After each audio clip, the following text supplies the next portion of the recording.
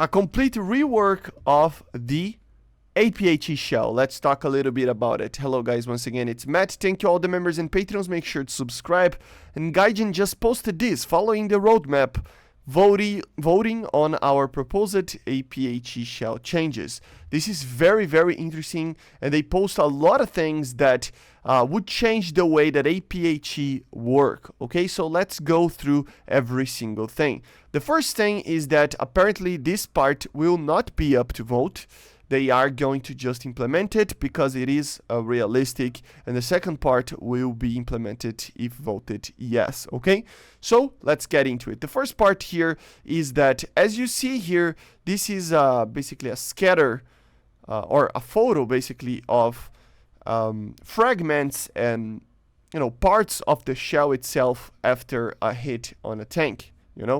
Apparently this is from a 75mm M61 shell, which is a very common shell for the Americans, right? But yeah, what they are saying here is that in the game right now, the way that everything is after the penetration and everything with that is a lot less realistic than it should, because the fragments and everything with that is basically just a very standard one. The size of the fragments, the way that they scatter, everything with that is basically very basic and very standard. And it's not realistic because it depends on the ammunition, depends on many, many things, and the ammunition will behave in different ways. This is the first thing that they are going to probably add. Different sized of fragments in a more realistic way. That's pretty much what it is, especially for the Warhead. They are basically talking that the Warhead itself, or basically the top part, the part that has explosives and everything like that, after the explosion of the, remember, it is APHE, right? So after the explosion, after the penetration, the Warhead, the parts of the metal, around the explosive part will remain almost intact or in a larger piece. This will mean that the rounds will produce a lot more damage when they are, inside the tank already, especially going forward to the target or through the target, right, on the direction of the shot. So as you see, this is basically what it's going to be like. It's a lot more intact after the explosion and a lot of bigger fragments. That's pretty much what they're going to implement without the vote. They are also going to increase the secondary fragments and high explosive damage, which is pretty much what we talked a little bit about it already. These fragments will be larger, doing a lot more damage, okay? And of course, this will create basically a more comparable damage inside the tank as an AP shell from the fragments, because right now the AP produces more, deadly fragments, if you will, than an APHE. That's what they are saying here. And basically they will enhance that secondary fragment of the APHE shell to the level of the solid AP. Okay, but the high explosive damage from the APHE shell will remain as well. This will cause the damage as well. Okay, so in form of a sphere, basically, around the detonation of the point of the shell. The diameter of the damage sphere of high explosive damage is noticeably smaller than the scattering zone of the secondary fragments. Okay, so basically they are buffing the damage of the APHE. Okay, inside the tank. So basically it will be a buff for damage inside the tank for the APHE. And then we go to the second part here, where it actually is, it can be a nerf, it can be a buff, depending on, it depends on your personal opinion, okay? But basically this is where we have to vote on, and I will vote with you guys at the end of the video.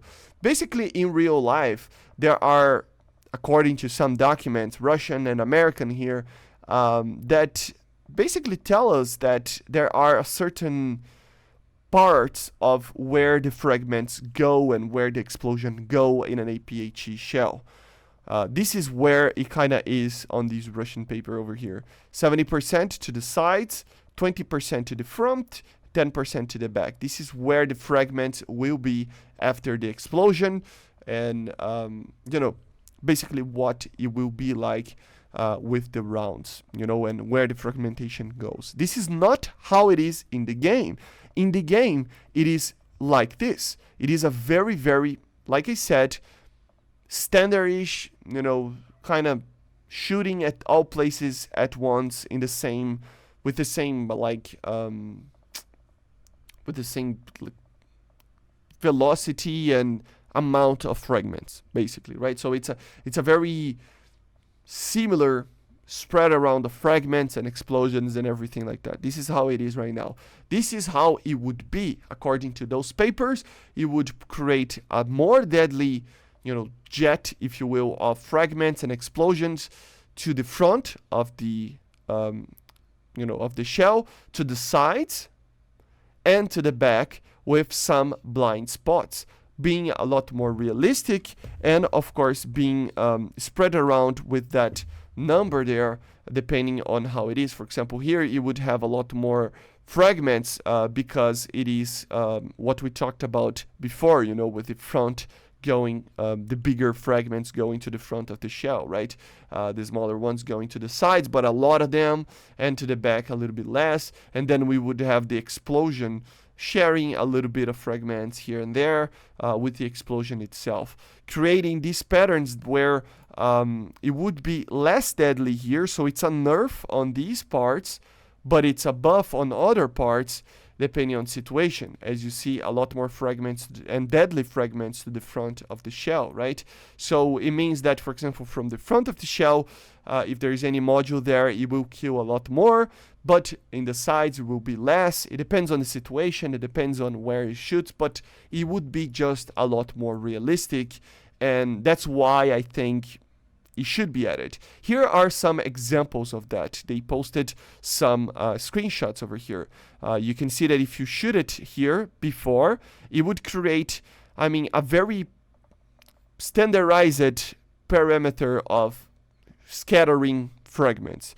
But after that, it will be a lot more realistic. You can see that the engine, for example, is a lot more damaged because the warhead and stuff are going through the tank. It kills a lot more stuff on the front of the shell, for example. On the sides, it will create less damage or more damage depending on the distance. You can see less fragments as well there scattered here. So it is kind of a buff and kind of a nerf depending on situation, you know, and overall it's just a more realistic feel of the actual hit. Here is a before and after kind of situation on the cupola, because again, what this would create before is that you would shoot the cupola of a tank and it would explode in the cupola and spread around a very, you know, standard throughout all, I mean, a very solid spread of fragments and explosions, meaning that it was just a very basic system of damage. While here, it's a lot more realistic because it's, you know, like they say here, a lot more based on reality. So cupola shots would be less preeminent of being effective. Remember, guys, if a cupola would be this easy to shoot at and kill the tank, cupolas would not look like this in real life. So the tank designs would be different if this would be different. But physics don't lie. So if they do more realistic stuff, we need to have different damage models and a more realistic damage models. That's why I think it's more realistic. Certain situations, it will create less damage. Certain situations, it will create more damage, technically, right? So it depends very much, and it will be a lot more realistic, and that's the good part about it. The good part is that, final good part is that, I mean, this secondary thing over here that we talked about on the damage parts and sections and stuff is up to vote, and they will test this on an actual vote. So if we click there, they are saying here that they are going to do a special event for us to test this, as well as a protection analysis menu for us to understand what is going on, which is pretty good. But before we go there, we need to vote to actually see if we like these things or not. So I preliminary approve this. I will make a final decision after testing. But it looks, for now, in my opinion, a lot better than what it was. And to be honest, a lot of people are agreeing with this for now. So, in my opinion, yes, we need this change, a lot more realistic, a lot more fun, and yeah, overall, just a good change. But you go out there, take a look on how it is. If you like a more basic system that creates these unrealistic kind of scenarios, or you prefer a more realistic scenario that creates a lot more realistic gameplay, but it creates these different types of styles of gameplay that are in the end more realistic but maybe harder to play. You go out there, vote right now. I will leave the links in the description, and I see you guys on the next one. Bye guys, see you.